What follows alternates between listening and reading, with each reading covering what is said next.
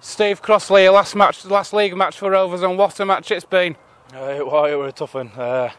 It's all come down to end at season, hasn't it? So obviously we had to fight like hell for second place. Keighley had to fight like hell to stay up. So it was a match. Doesn't matter what kind of team you put out on paper. It was just a match that we're always going to be close, really. So as you saw in the end, we just snatched it. Two disappointing tries to concede in the first half from a defensive point of view, but Rovers on attack looked so good round the edges. They did it with two very, very soft tries for us, especially on goal line where we've been sometimes quite decent, really, where we pride ourselves on, but two soft tries with 4 minute tackle and still getting ball down, that's not good enough. But thankfully as attack we were able to regroup and get us rolling down the field and end up getting over the line. What did Andy Hayes say to you at half time? Pretty much just that, really. You know, we weren't urgent enough in his own half sort of thing, but then when we were getting into theirs we were buzzing up, we were doing well defensively, offensively, but it was just having the urgency instead of the panic, really, in his own half. And then a frantic last 10 minutes and to get the try in the last 2 minutes to pip the game at the end and give us second spot ultimately, but also it has sent Keighley down. It has done, yeah, and it was tough, you know, looking at what were we, 10 points down, 10 minutes to go, something like that. You know, a lot of teams in this league or any rugby league team would have just buckled there, but we've got a lot of character in this lad, you know. It's been a really tough year and the lads have just had to really tough it out and grind results out, and that's what we've done, and we've put ourselves in that second that we needed to give us a good push for next year. And you know, it's a testament to the character of the boys that we've got here. Indeed it is. Obviously, like I said, it is your last league match for Rovers. Can you sum up your thoughts on your time here? I've really enjoyed it, I really have enjoyed it, especially my time in the Championship. You know, since I left Bradford, I have always wanted to go back up with Super League. You know, I went to Dewsbury to get the first team experience, ended up doing that well there. And then I came to Featherstone to get some winning experience, really, join a winning team and test myself in there. I feel like I've done well in doing that, and I've really enjoyed my time here. All the players, I haven't played with a better bunch of players. Fans have been great, such a small town, so big on fans, so I thank everyone for my time here and I've really enjoyed it. Have you got a message for the fans? Obviously the support you've had over your time here has been fantastic. Have you got a message for the fans? Just thank you again. You know, I've had a great support since I've been here. Everyone's just been so well with me, so I thank them, I thank everyone at the club, and hopefully give a big push now for the playoffs. Steve, thanks for your time and all the best for your time at Castleford. Cheers. Gareth, man of the match today. That must have been a tough match to play in. Oh yeah, very tough. It's always tough coming to Keighley. They're a hard team enough to beat, and when they're fighting for relegation, it's always going to be tough. It was getting close towards the end there, and I thought when Will Sharp took that tackle and instead of the pass out wide for the offload, I thought the chance had gone. But lads dug deep in the second half. Yeah, I was getting a bit scared because obviously I missed a few goals, but we dug deep. One of them teams where we never give in, and when he kicked it out full, I think it gave us a foot back in game. Obviously, when you miss that conversion as well, a couple of missed goals, it must worry you, playing your mind a bit when it's getting close like that. Yeah, definitely. The pressure on when I missed that second goal, and but we could feel ourselves clawing back as we into the game, and luckily we got it. Results have gone our way as well. Second spot secured with Doncaster losing, so it looks like we're playing Halifax in the playoffs then. Yeah, I think all the pressure's been this year and getting that second spot once Lee had won it, and I think pressure's off us now and we can play with a bit of intent now. Andy wants to play, but like I said, no pressure and we can go on and win it. How far can this team go this year? Obviously Lee have got the marker set down.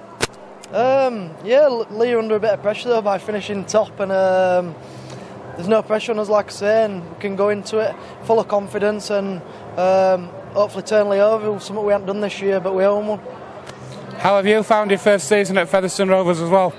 Yeah, it's tough. There's a lot more pressure at Featherstone compared to what there is at Batley, but I've enjoyed it. I still need to build on my game. Andy's learning me stuff that I hadn't done before, and so hopefully I can kick on in pre-season, have a big pre-season and do one better next year. Gareth, thanks for your time and all the best for the playoffs. Cheers, mate. Andy, Keighley 4, Featherstone 26, what a match. Yeah, it's a real good finish by us. I'm disappointed with the effort throughout, but we got the points we needed in the end. Couple of soft tries conceded in the first half must have been disappointing for you. Yeah, just scrappy really. I thought we were scrappy throughout, attack and defence in that first half, and some really soft tries. So, you know, the amount of pressure that's been on the team and the players and the group as a whole with this second spot and the finish for the money has been massive. Really, it's been bigger than probably build up to grand finals, and the team have handled it pretty well and come out the other side, and we've managed to get achieve our goal. Did you think the chance of that last score had gone when Will Sharp took the tackle and had a two-man overlap for the try in the corner? Yeah, he's been great, Sharpie, again today. I thought one of our better players, and he just had to have a look up. And again, that's pressure, isn't it? Just trying to keep hold of the ball instead of playing. And then, Greg, when he did it, he probably should have kept hold of it. He tries to force one out. So we'll work on that. But the pressure's off now, so we can start enjoying ourselves again. It looks like we've got Halifax in the playoffs. That'll be another tough match for us.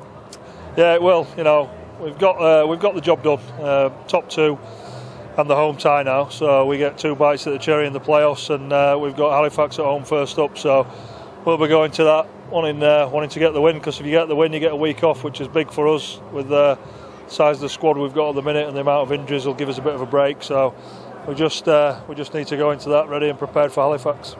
How much pressure is there on this team to succeed in the playoffs? Obviously, Lee have set the marker this year, but Rovers have come up strongly to finish in second spot. Yeah, I think most of the pressure was on for the money, really, to finish in second spot. Once they got the first and second spot with the big prize money from the start of the year, I think the pressure was all to finish second. Really, when I came in, Lee was seven points clear of us and crept further in front, and taught us a lesson really when we went over to Lee. And there's no pressure on us now in the playoffs. What we want to do is get to the grand final, because that's the next chance we get a crack at Lee, and we need a good crack at them. Indeed we do. It's going to be a tough playoff series. How have you enjoyed your time in your first season at Rovers? Obviously you came in midway through the season. It must have been difficult for you to adapt as well. Yeah, it's been tough. There was an understanding that my job was to get him into second place, so it's been done, and the pressure's been massive really, and not just on me but the rest of the players and the squad, the size of the squad. We've got half a team missing nearly, so the job, it's been tough. It's been tough for the players, it's been tough for everyone, the ups and downs in the season, but we've achieved our first goal. The next one is now to play with a little bit less pressure on us, and play a little bit more sort of expansive, and in attack and defence be a little bit more switched on, and we should have a crack at these playoffs. Just one final thought, Andy. Matty Dale obviously had a difficult season. He decided to take a break from rugby league due to his injury problems. Can you give us your views and thoughts on Matty Dale? Yeah, he's been a fantastic player, hasn't he? And I think all year he's struggled with a few injuries, so he's probably thinking a little bit about his career ahead.